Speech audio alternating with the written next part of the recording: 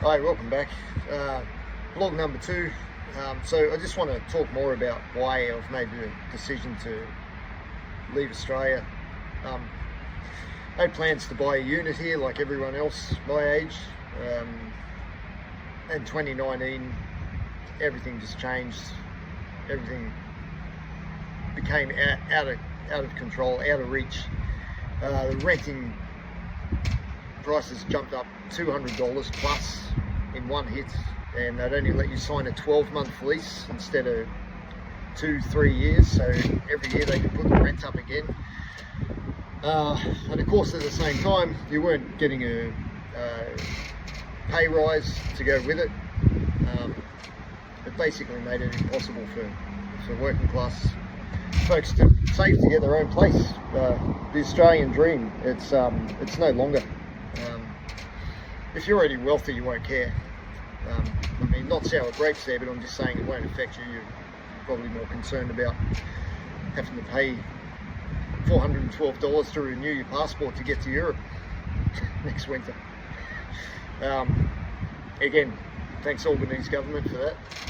What's next? They're going to charge you $412 to apply for a passport and maybe decide you can't leave at all. Yeah, wouldn't be too surprised. On the subject of the government, the other reason I can't deal with our country anymore is the woke government. I didn't care. Do what you want. It's none of my business. As long as you're not hurting anyone, do your thing. Like, who cares? But the woke mentality just got forced upon society.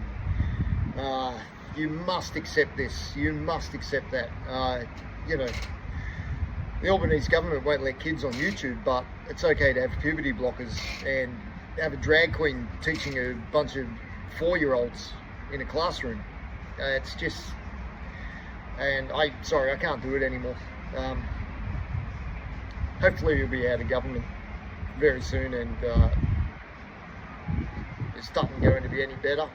I mean, he's always on about Albo not having a backbone. Well, what's he going to do? It's the Lib Lab Uni Party, usual debate, same. I hope I'm wrong. Anyway, it's not going to bother me too much because, like I was saying, I'm on a plan to get out of here. And it is sad. I mean, this is my country. I grew up in the Blue Mountains. I love New South Wales. I love Australia.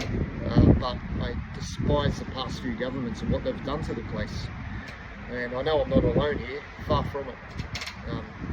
Our problem here is we complain to each other about it when the government does the wrong thing, but we don't do anything about it. And they know it. That's why they get away with it. You know, it goes back to the Roman days. They put sport on. Go fill up the Colosseum. Look at this. Don't pay attention to what we're doing.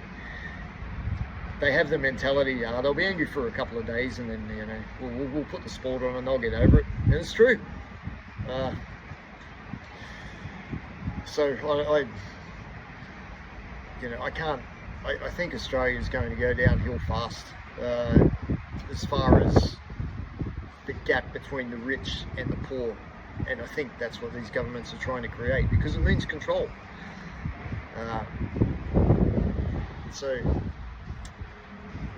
I just want to go to somewhere that's not such a nanny state, which is another subject too, the nanny state. To me, it's all just about being able to fine you. Fines,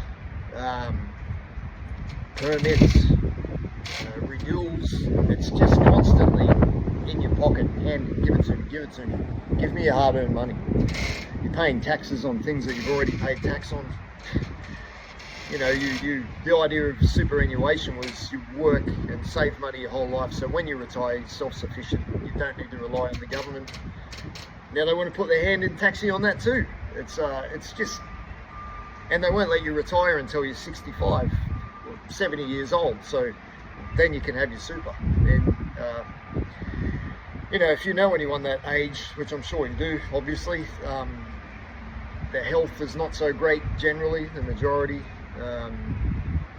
You know, this is not how I'm going to live my life out in the matrix as it's known.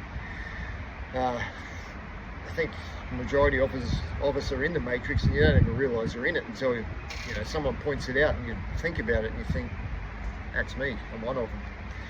I'm not going to spend my life doing that. Once you get a bit older, you realise that this is it. You only got one shot. Don't believe the religious people. You're not coming back.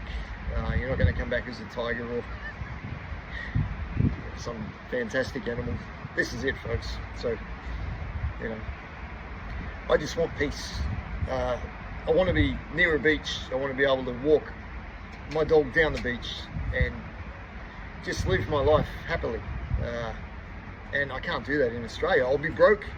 I have over 100 grand saved in superannuation. They're going to tax that, and the cost of living in Australia, if I retire when I'm 65, it'll last me 5 years or so, and I'll be broke. Then what am I going to do?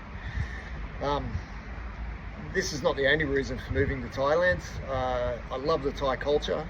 I've always said I've got a Western body, but I have a Thai mind.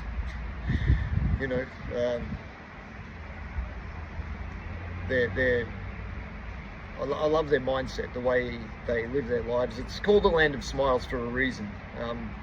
Over here, particularly in Australia, we have a mindset where we think it's cool to spit the dummy. Look how upset I am, blah, blah, blah. Thais don't lose face like that in public, generally. So, the Japanese are the same. So I think we could learn a lot from that, personally. And it's just a much more free place to live, as far as the nanny state is concerned, like I was talking about before. Anyway, if you have similar thoughts on what I'm saying, or anything you want to add to it, or if you disagree, let me know. Everyone, we're all entitled to our opinion. I'm just blogging, explaining my journey from now until I do move. A couple of sporting events along the way, and that's it. Just speaking candidly. All right, have a good day. See you next time.